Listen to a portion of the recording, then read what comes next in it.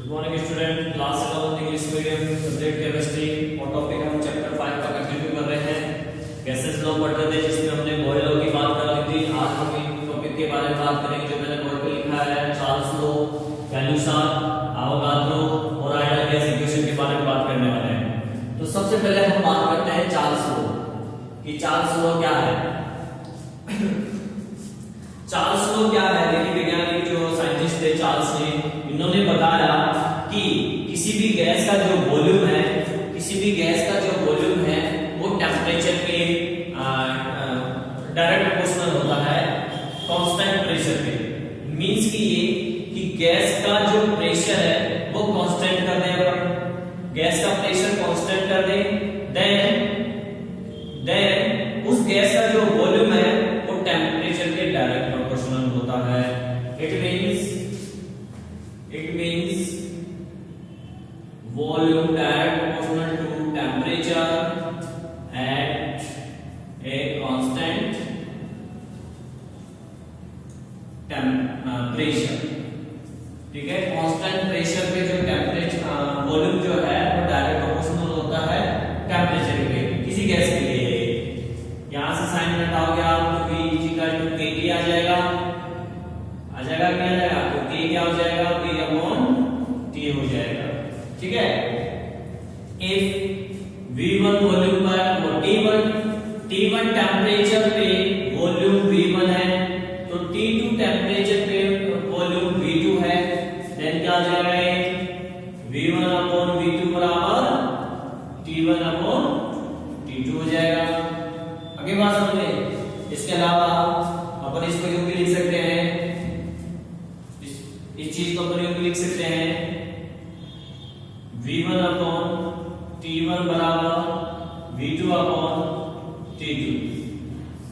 तो ये फॉर्मूला बन गया, ठीक है, और ये बन गया।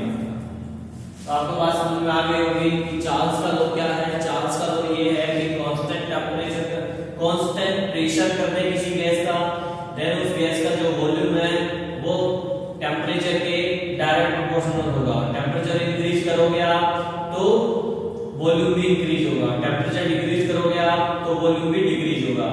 अब इसमें देखो एक चीज मैं आपको बता दूं कि अगर अपन किसी भी मैटर के लिए बात करें, कोई सा मैटर हो, गैस, लिक्विड या सॉलिड वगैरह, तो कभी भी उसका वॉल्यूम जीरो नहीं होता है। ठीक है ना, जीरो नहीं होता है, ये अपन जानते हैं। अगर कोई चीज प्रेजेंट है, कोई मैटर है, तो इसका मतलब उसका कुछ ना कुछ वॉल्यूम होगा ही, जीरो नहीं हो सकता।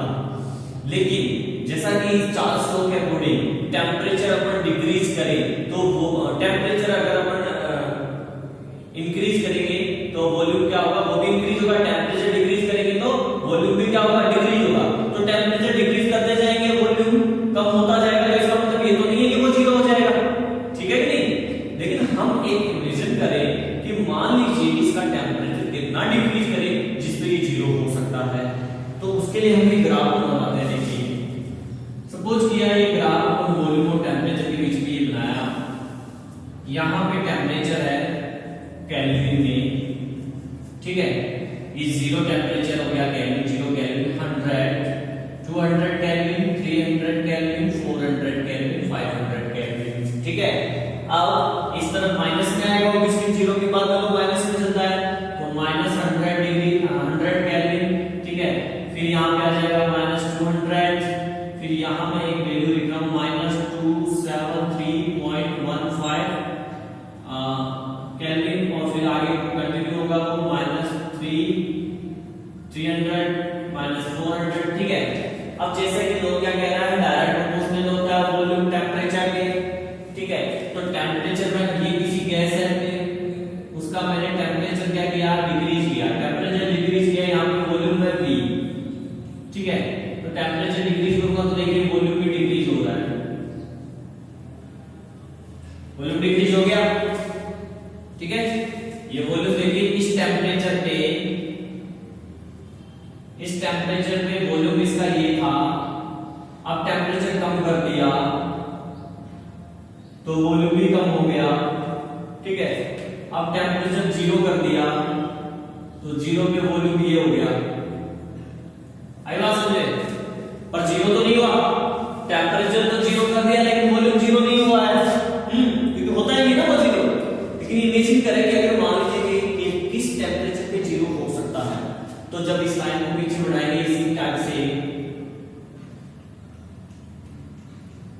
तो हम कह सकते हैं कि -273.15 केल्विन टेम्परेचर पे वॉल्यूम 0 हो जाता है। आगे बात समझे? तो ये सपोज किया P1 प्रेशर पे है, तो P2 प्रेशर पे, P2 मतलब इंक्रीज कर दिया, P1 से ज्यादा है P2, प्रेशर थोड़ा इंक्रीज कर दूंगा मैं, तब भी लाइन ये आएगी बट नीचे की तरफ आएगी, ऐसे थोड़ा नीचे आ जाएगी वही 273.15 पे। ठीक है नहीं?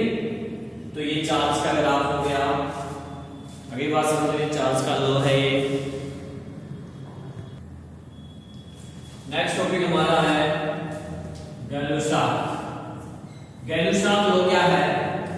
गैलुसाक लॉ है, इन्होंने गैलुसाक जो साइंटिस्ट थे इन्होंने क्या किया था, प्रेशर और टेम्परेचर के बीच स्टडी की इन्होंने, और वॉल्यूम को कांस्टेंट रखा है। इन्होंने क्या किया, वॉल्यूम को कांस्टेंट किया और प्रेशर और टेम्परेचर के बीच में स्टडी की, और बताया कि किसी भी फिक्स्ड मास वाली, डेफिनेट मास वाली कोई गैस है, उसका प्रेशर टेम्परेचर के डायरेक्ट प्रोपोर्शनल होता है। क्या होता है?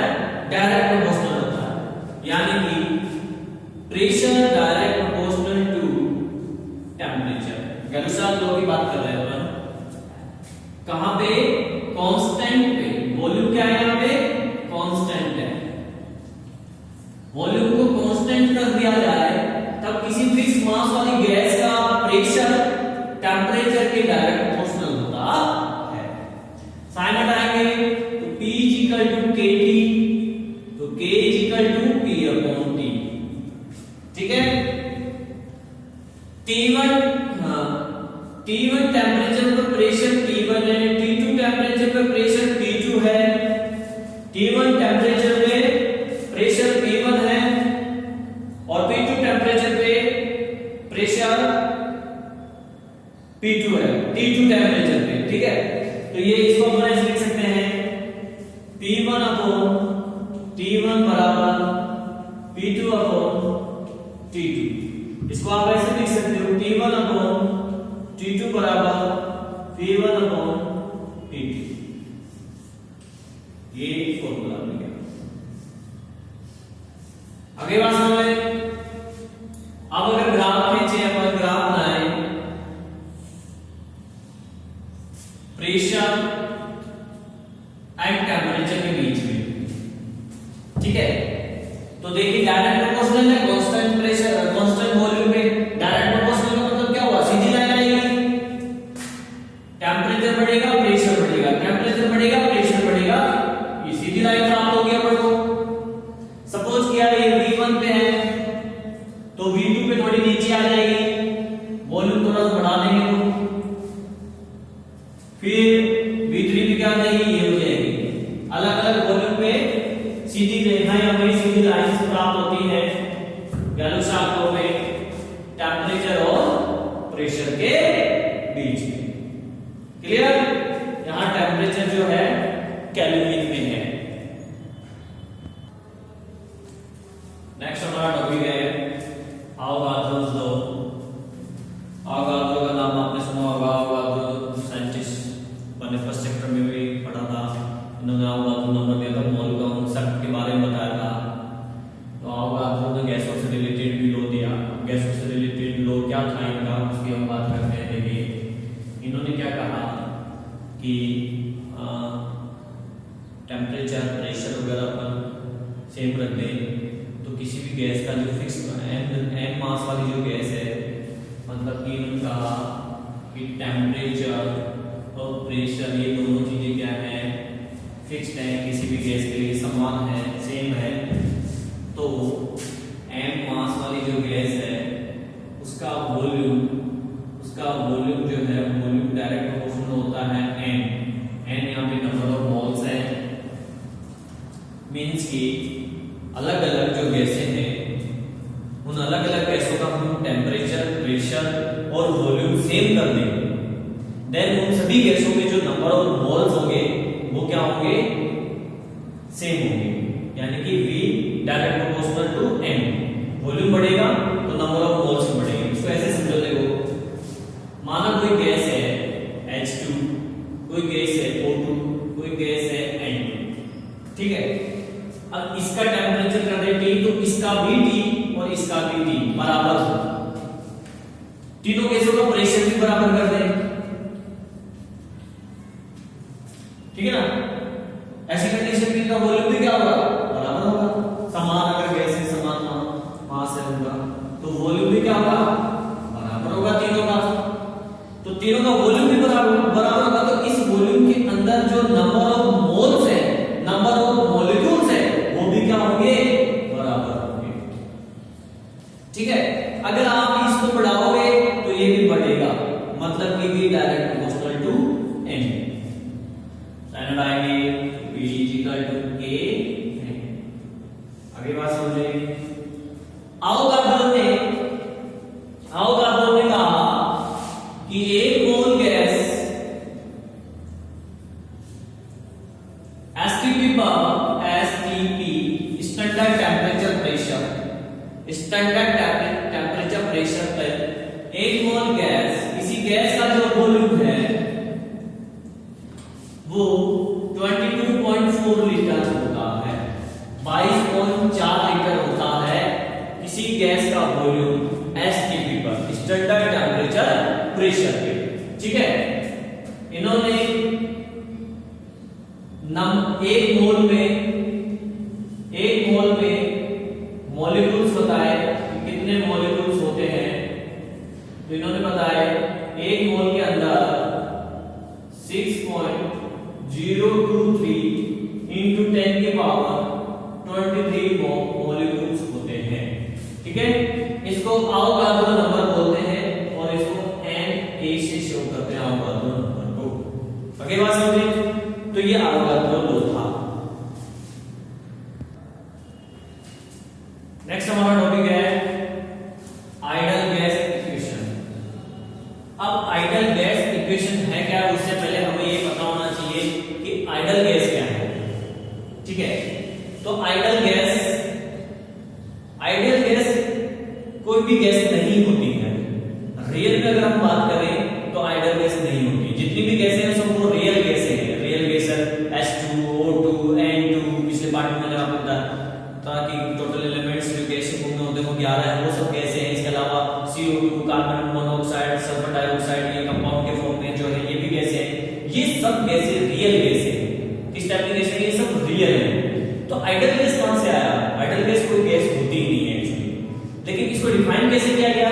आइडल गैस को डिफाइन ऐसे किया गया कि कुछ ऐसी गैसें, सपोज किया ऐसी गैसें जो किसी भी टेम्परेचर पे, किसी भी प्रेशर पे, चार्ल्स, बॉयल, अवोगाड्रो, इन तीनों लोगों को फॉलो करते हैं। मतलब कि किसी भी टेम्परेचर, प्रेशर पे ये तीनों नियम लागू होते हो किसी गैस पे, तो वो गैस आइडल गैस होती है। अब ऐसी कोई गैस होती नहीं है। कोई भी गैस, कोई भी रियल गैस जो है किसी भी टेम्परेचर, प्रेशर पे इन तीनों लोगों को फॉलो नहीं करती है, ठीक है नहीं? हाँ, हम ये कर सकते हैं टेम्परेचर, प्रेशर पे थोड़ा चेंजेस करके रियल गैस को आइडल गैस की तरह बिहेव करवा सकते हैं, लेकिन कंप्लीटली उसकी तरह नहीं बनती है रियल गैस आइडल गैस की तरह। तो कोई भी गैस ऐसी नहीं है जो इन तीनों लोगों को फॉलो करती हो किसी भी टेम्परेचर, प्रेशर पे, इसलिए हम कह सकते हैं कि आइडल गैस नहीं होती है, ठीक है ना। ये एक इमेजिन किया गया है कि आइडल गैस ऐसे होगी, कोई अगर इनका फॉलो करे तो ऐसी कोई गैस होगी, उसको आइडल गैस बोलेंगे, ठीक है। तो उसके लिए इन्होंने जो है एक आइडल गैस इक्वेशन निकाला। वो इक्वेशन कैसे है, आइए बात करते हैं। देखिए, अकॉर्डिंग टू बॉयल्स लॉ हमने पढ़ा था, वॉल्यूम इनवर्सली प्रोपोर्शनल होता है प्रेशर के कांस्टेंट टेम्परेचर पे। कांस्टेंट टेम्परेचर पे वॉल्यूम इनवर्सली प्रोपोर्शनल होता है प्रेशर पे। इक्वेशन नंबर 1 नाम दे दिया चार्ल्स लॉ। आज बात की हमने इसकी चार्ल्स लॉ की इस वीडियो में क्या पढ़ा था? वॉल्यूम डायरेक्ट प्रोपोर्शनल होता है टेम्परेचर के, ठीक है। Volume direct proportional to temperature constant pressure पे, इक्वेशन नंबर 2, ठीक है। एंड अवोगाड्रो ने फिनिश किया था कि वॉल्यूम डायरेक्ट प्रोपोर्शनल होता है नंबर ऑफ मोल्स बढ़ेगा तो वॉल्यूम भी बढ़ेगा। Equation number 3। तो इक्वेशन नंबर 1, 2 एंड 3 इन तीनों से हम इन तीनों को मिला दें तो क्या बनेगा? V inversely direct proportional to and T upon P, यही बनेगा। ठीक है, यहां से ये साइन हटाएंगे तो V equal to R and T upon P। इस चीज को अपन ऐसे लिख सकते हैं, कोई दिक्कत थोड़ी है, बोलने में आसान हो जाएगा।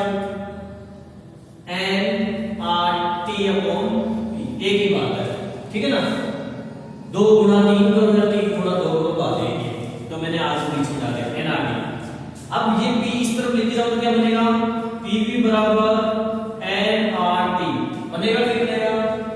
ये जो इक्वेशन आई पी पी बराबर एन आर टी, ये ही आइडियल गैस इक्वेशन है। पी पी बराबर एन आर टी क्या है? आइडियल गैस इक्वेशन है। ठीक है, ये आपको याद रखनी चाहिए, इंपॉर्टेंट चीज है, कई जगह काम आती है, बहुत जगह। पी पी बराबर एन आर टी। यहां पे जो आर, ये तो आपको पता है, ये प्रेशर है, ये वॉल्यूम है, नंबर ऑफ मोल्स है, टी टेंपरेचर है। जो आर है वो गैस कांस्टेंट है। क्या है ये? गैस कांस्टेंट है। क्लियर? ये गैस कांस्टेंट की अगर बात करें तो देखिए यहां से हम निकाल सकते हैं, अगर यहां से आर की वैल्यू निकालेंगे तो एनटी बटे में चला जाएगा, तो क्या हो जाएगा? आर बराबर पीवी अपॉन एनटी, ये हो गया गैस कांस्टेंट। अब इसका यूनिट निकालें, अपन यूनिट निकालें इसका, तो देखिए आर इज इक्वल टू ये क्या? प्रेशर, और प्रेशर का क्या होता है फॉर्मूला? Force upon area. क्या होता है? फोर्स अपॉन एरिया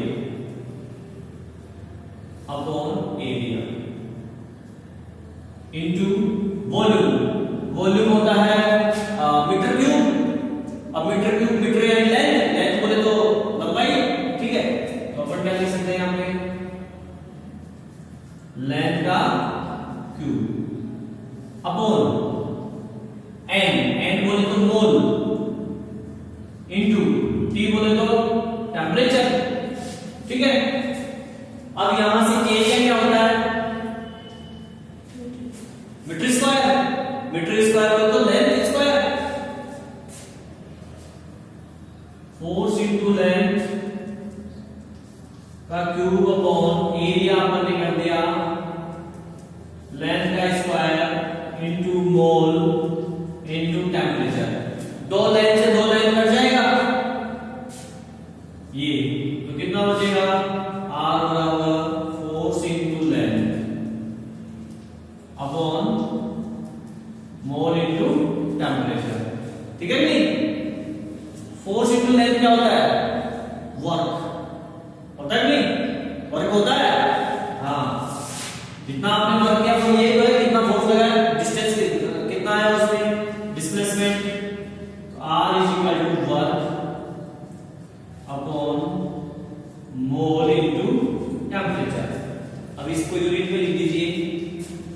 वर्क का यूनिट क्या होता है? जूल। जूल होता है अपॉन मोल। मोल का यूनिट तो मोल अपने आप में यूनिट है। ठीक है ना? और टेंपरेचर का क्या होता है? केल्विन। क्या होता है? केल्विन। ऊपर जाएगा तो क्या हो जाएगा? R is equal to joule mole inverse kelvin inverse. तो ये आर का यूनिट हो गया। क्या हो गया? ये आर का यूनिट हो गया। आगे बात समझे? चलो अब हम आर की वैल्यू फाइंड करते हैं। अब हम आर की वैल्यू फाइंड करेंगे। आर की वैल्यू के लिए देखिए हमने पीवी बराबर N R T ideal equation था, एन आर टी। तो यहां से हम आर की वैल्यू निकालेंगे तो क्या हो जाएगा? PV upon N T. ठीक है, पी प्रेशर है और टी क्या टेंपरेचर है। एसटीपी स्टैंडर्ड टेंपरेचर प्रेशर क्या होता है?